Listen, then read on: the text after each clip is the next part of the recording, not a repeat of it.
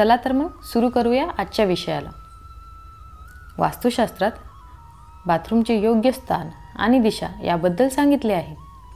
भरपूर लोक हे घरात स्नानगृह आणि शौचालय बनवताना स्थान आणि दिशा हे विचारात घेत नाहीत। याला ते फक्त नित्यक्रम समजून चालतात, पण त्यामुळे पडणाऱ्या प्रभावावरती ते लक्ष देत नाहीत आणि ते हेही विसरून जातात की स्नानगृह आणि शौचालय घरामध्ये सर्वात जास्त नकारात्मक ऊर्जा पसरवणारे स्थान आहेत। जर शौचालय आणि स्नानगृह यामध्ये वास्तुदोष असेल तर त्याचा घरातील प्रत्येक सदस्यावर वाईट प्रभाव पडत असतो आणि त्यामुळे त्याचे परिणाम आर्थिक आणि सामाजिक आणि पारिवारिक जीवनावर होत असतात।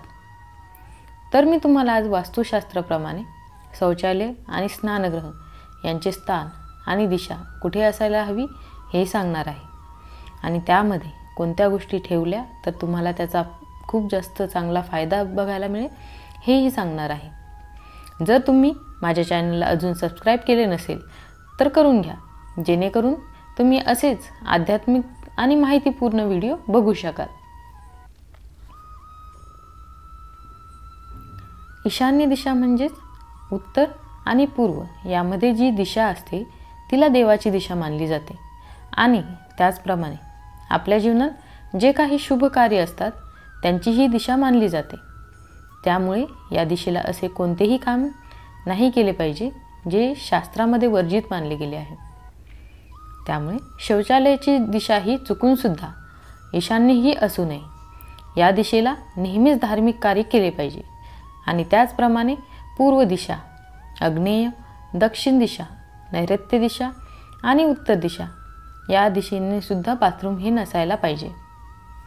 जर तुम्ही या दिशेला बाथरूम बनवाल तर तुम्ही देवतांसोबतच गुरुजनांच्या आशीर्वादापासून सुद्धा वंचित व्हाल आणि त्याचप्रमाणे सुख, संपत्ती, ऐश्वर्य, भाग्य आणि आरोग्य हे पण आपल्यापासून दूर जायला लागते आणि पारिवारिक जीवनामध्ये सदैव कलह होत राहतात। शौचालय हे कधीच पूर्वेला बनवू नये, कारण सूर्यदेव हे पूर्व दिशेचे स्वामी मानले जातात। जर तुम्ही बाथरूम हे पूर्व दिशेला बनवले तर घरातील सदस्यांच्या समाजातील स्थान, मान आणि सन्मान कमी व्हायला लागतो आणि त्याचप्रमाणे त्यांना समाजात संबंध आणि आपले स्थान प्रस्थापित करण्यासाठी खूप सारे अडथळे येतात। शौचालय हे उत्तर दिशेला सुद्धा असू नये। उत्तर दिशेचे स्वामी हे कुबेर देवता आहे।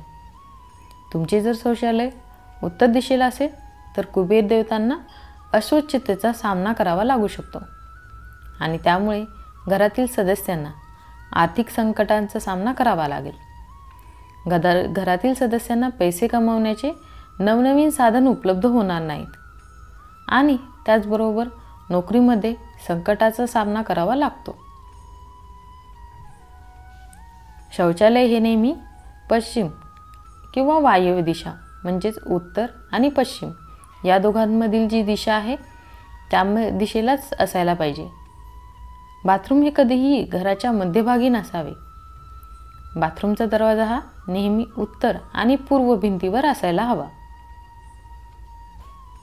आणि शौचालयाचा वापर करणाऱ्या माणसाचे तोंड हे पूर्व आणि पश्चिम या दिशेला नसायला हवे।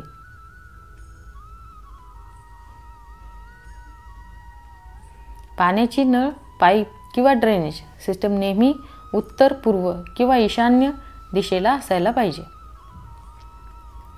तर मित्रमैत्रिणींनो, शौचालयाचे स्थान आणि दिशा ही कुठे असायला पाहिजे हे तर आपण बघितलेच, पण शौचालयामध्ये असे काय ठेवायला पाहिजे ते सुद्धा आपण बघणार आहोत। शौचालय आणि स्नानगृह हे नेहमी स्वच्छ असायला पाहिजे। जर ते अस्वच्छ असेल तर घरातील सदस्यांचे आरोग्य तर बिघडतेच, पण त्याचबरोबर लक्ष्मी माता सुद्धा आपल्या घरात वास करत नाही। शौचालयाच्या भिंतीवर नेहमी हलका भुरा किंवा पांढरा रंग असायला हवा।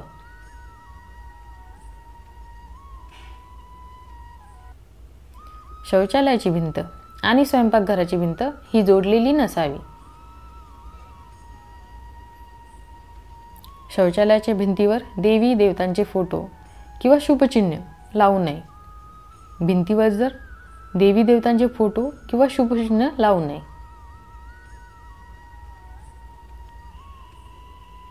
वास्तुशास्त्रात शौचालय आणि स्नानगृह हे एकत्र नसायला पाहिजे, परंतु जागेच्या कमीमुळे जर ते शक्य नसल्यास त्या दोघांमध्ये एक काचेचा दरवाजा किंवा पडदा लावायला हवा. मात्र शौचालय आणि स्नानगृह हे एकत्र नसायला पाहिजे.